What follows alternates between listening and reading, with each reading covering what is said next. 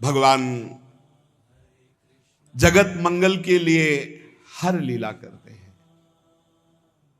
उस समय एक भयानक राक्षस प्रकट हुआ था, तारकासुर। इतना प्रबल प्रतापी था कि तीनों लोक में कोई भी लोकपाल, कोई देवता, कोई ऋषि मुनि अपने श्राप से या अस्त्र शस्त्र से, दिव्यास्त्र से मार ही नहीं पा रहे थे तारकासुर को। अजर अमर, जीता नहीं जा सकता था। सब ब्रह्मा जी के पास गए और ब्रह्मा जी से कहा कि हमें तो लग रहा है इस दैत्य की मृत्यु ही नहीं होगी।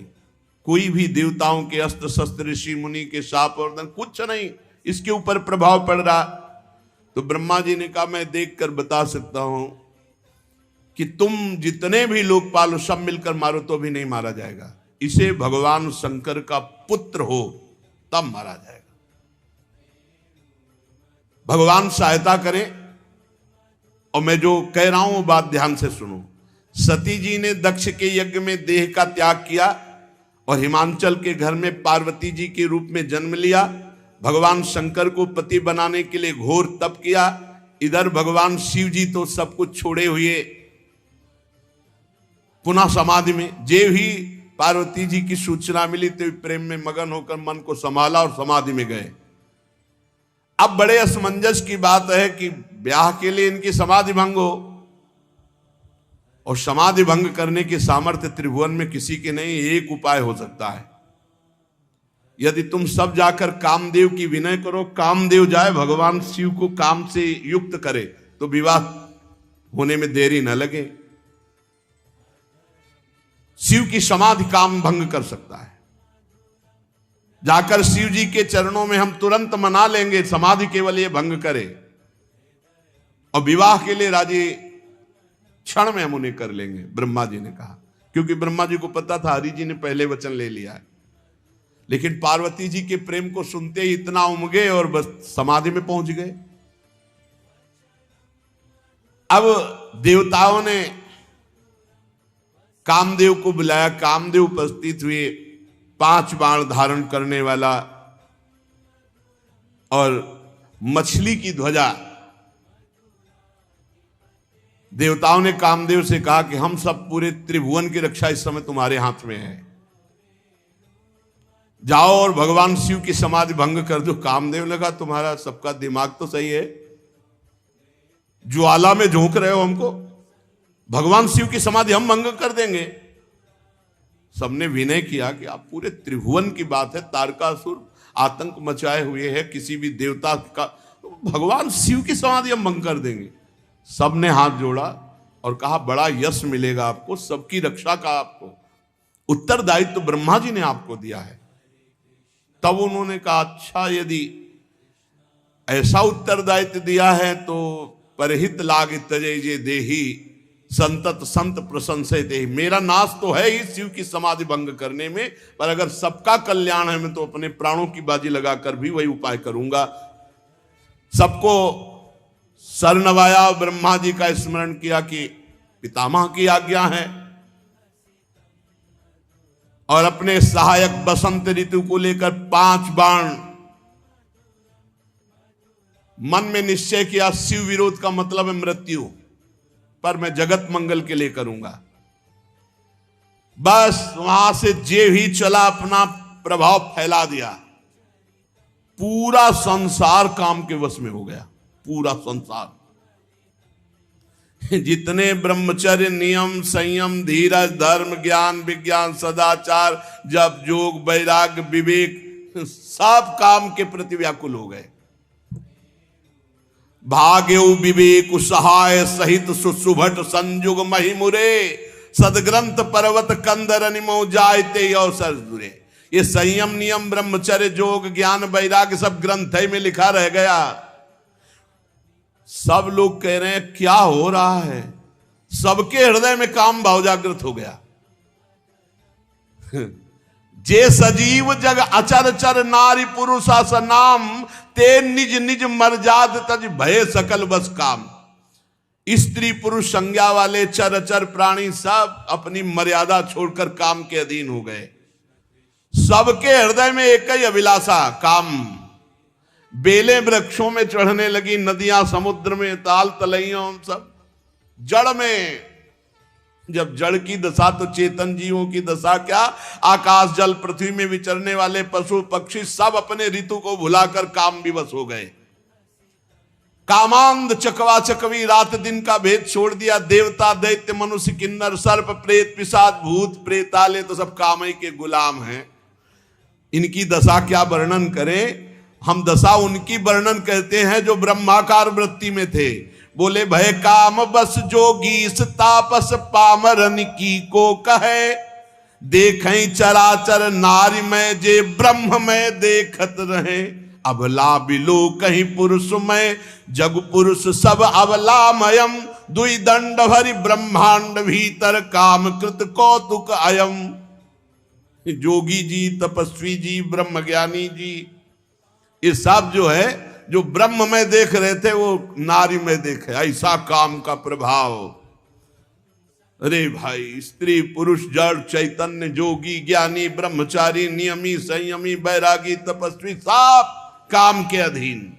धरी न काहू धीर सबके मन मन सिज हरे, और जे राखे रघुबीर ते उबरे तेहु काल मह। जो भगवान के चिंतन में डूबे थे, उन जो भगवान के दास थे, उनमें कोई फर्क नहीं, क्योंकि काम का फर्क अहम में पड़ता है। 48 मिनट में पूरे ब्रह्मांडों में काम का कब्जा।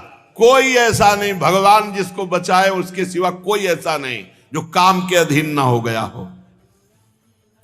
अब जे ही कामदेव भगवान शिव के पास पहुंचा, जे ही शिव जी को देखा डर गया। शांत स्वरूप भगवान के ध्यान में निमग्न समाधि। शिव ही बिलो की ससंख्य उमारू भयो जथाथिति सब संसार। 48 मिनट बाद जब वो भगवान शिव को देखा, घबरा गया। जो ही घबराया तो पूरा ब्रह्मांड चैन से हो गया। काम घबराए तो ब्रह्मांड चैन से, और काम अगर घबराए ना तो पूरे ब्रह्मांड को बेचैन कर दे। अब जैसे कोई नशा उतर जाए, ऐसे उतर गया सबके। ये क्या हो रहा था अभी 48 मिनट तक। महाभयंकर भगवान शिव को देखकर थर थर कांपने लगा कि कैसे इन पे बाण संधान करें। आखिरकार उसने कहा वापस तो लौटेंगे नहीं, भगवत कार्य के लिए आए हैं, ब्रह्मा जी का आदेश है, मरना तो पक्का है। बसंत ऋतु से कहा प्रकट करो अपना प्रभाव। मलय मारुत को कहा शीतल मंद सुगंध वायु, वन उपवन सब सुंदर।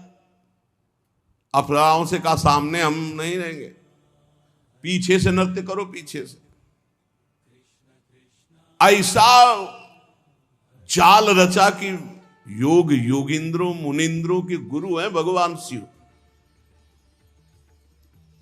जितनी काम की ताकत थी, सकाल कला कर कोटि विधि हारे सेन समेत, चली ना चल समाधि शिव कोपिव हृदय निकेत। सब कला कर लिया, कुछ फर्क नहीं पड़ा भगवान शिव की समाधि में। वो अपने ही स्वरूप में। बहुत क्रोध आया काम को कि जिस काम के लिए आया वो तो काम ही नहीं बना। सामने एक वृक्ष, बट वृक्ष के नीचे भगवान शिव दूर। कितना दूर आपने कल सुना? 75 योजन दूर। 75 योजन दूर एक आम के वृक्ष की डाल में छिपकर 5 बाण का संधान करके भगवान शिव के ऊपर एक साथ छोड़ा। कान तक खींच करके कामदेव के तीक्ष्ण बाण 5 जाकर भगवान शिव के हृदय में लगे। आंख खोल दिया। ये देखो कितना प्रबल है। बुनगा होके ताल ठोकते हैं। अपने लोग भुनगा होके ताल ठोकते हैं। अरे सोचो 5 बाण मारे तो शिव की समाधि भंग हो गई। इसलिए राधा राधा राधा राधा। शिव जी ने आंख खोल करके, कौन ऐसा जो मेरी समाधि को खोल सकता है? भगवान शिव की दृष्टि अमोघ है। तुरंत देखा आम की पल्लों पर छुपा हुआ काम बाण संधान करके मारा। शिव जी ने 2 बंद कर लिए, तीसरा खोल दिया। 2 से देखा और 2 बंद किए, जो ही तीसरा तो मैं पेड़ सहित भस्म हो गया। शिव जी तीसरा नेत्र खोलते ही राखें मिली हुआ, न काम के धनुष, न बाण, न पेड़, थोड़ी मुट्ठी भर राख पड़ी थी। शिव है। अब तो हाहाकार मच गया पूरे संसार में। जितने साधक थे, योगी बैरागी ज्ञानी, बोले जय भगवान, काम भस्म हो गया। सारी झंझट तो इसी की थी। बड़े बड़े डरते इससे। सब ने कहा भगवान तुम्हारी जय हो, जिंदगी भर के लिए अब कोई चिंता नहीं, क्योंकि यही चिंता है। बड़े बड़े साधक सब नाचने लगे, योगी, ध्यानी, ज्ञानी, बैरागी। अब क्या, काम भस्म हो गया। विजयी जोगी अकंटक भय पतिगति सुनत रति मूर्छित भई। रति ने सुना हमारे पति को भगवान शंकर ने भस्म कर दिया, रोते हुए गए। चरण पकड़ा आशुतोष कृपालु शिव, आप हमारी रक्षा करें, आपने तो हमारे सुहागई को भस्म कर दिया, प्रभु आप कृपा करो। तो कहा ठीक है, तुम्हारे पति का नाम आज से अनंग होगा। शरीर तो नहीं देंगे हम, सामर्थ्य दे देंगे, बिना शरीर के सबके हृदय में अपना प्रभाव रखेगा। अनंग, शरीर रहित पर सबको अपने अधीन करने की सामर्थ्य। और शरीर से तुम मिलोगी जब जदुवंश कृष्ण अवतारा, होई ही हरन महामही भारा। कृष्ण तनय होई ही पति तोरा, बचनु अन्यथा होई न मोरा।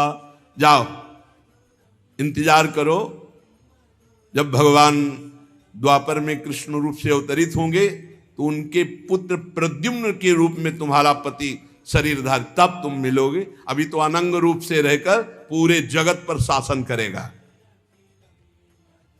रति प्रसन्न होकर भगवान शिव की कृपा मनाती हुई चली गई। अब देवताओं ने सब समाचार सुना, सीधे बैकुंठ पहुंचे। ब्रह्मा जी को ब्रह्मलोक से, बैकुंठ से हरि को, और कहा प्रभु तुरंत कैलाश चलो, दोबारा समाधि न लगने पावे, क्योंकि फिर वो अपने मन को समाधि में लगा लेंगे। विवाह की बात तुरंत रख दो चल के, अब समय मत दो।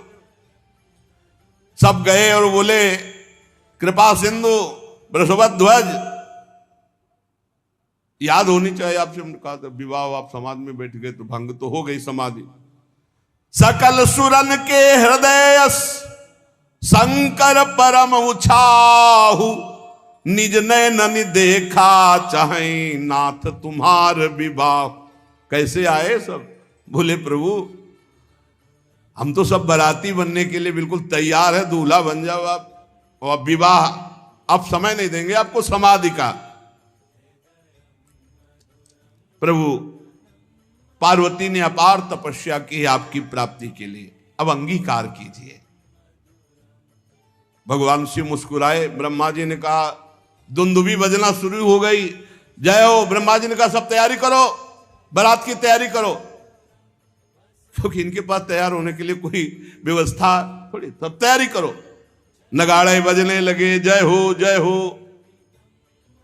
भगवान शंकर ने कहा कि सप्त ऋषियों ने हमें बताया था पार्वती जी के प्रेम को, तो ब्रह्मा जी ने कहा हमने उनको घर भेज दिया है, और हमने सूचना भी कि विवाह की तैयारी करो। वहां तो तैयारी पहले से शुरू है, अब आप तैयारी कर लो। ब्रह्मा जी ने कहा देरी की बात नहीं है, लगन, इधर लगन। मंगल कलश हिमवान के दरवाजे पर, कैलाश में क्या मंगल कलश, सुमन वृष्टि हो रही है। ब्रह्मा जी ने कहा देखो दूल्हा रहोगे आप, पर आगे नहीं रहोगे, सबसे पीछे तुम्हारी बारात रहेगी, सबसे पीछे भगवान शंकर। लगे सवारन सकल सुर वाहन विविध विमान, हुई सगुन मंगल सुबद करई अप्सरा गान। अब अपने अपने सब वही कैलाशय में श्रृंगार हो रहा है। भगवान विष्णु की अलग, ब्रह्मा जी की अलग, देवराजेंद्र की अलग, वायु देवता की अलग, वरुण देवता की अलग। भगवान शंकर ने हुंकारा भरा कि आ जाओ भाई हमारे पार्षद, हमारी भी तो बारात है, तो आओ सब हमें श्रृंगार करो। दूल्हा का श्रृंगार हो रहा है। दूल्हा कौन है, बस यही ध्यान रखना है, देवादिदेव महादेव।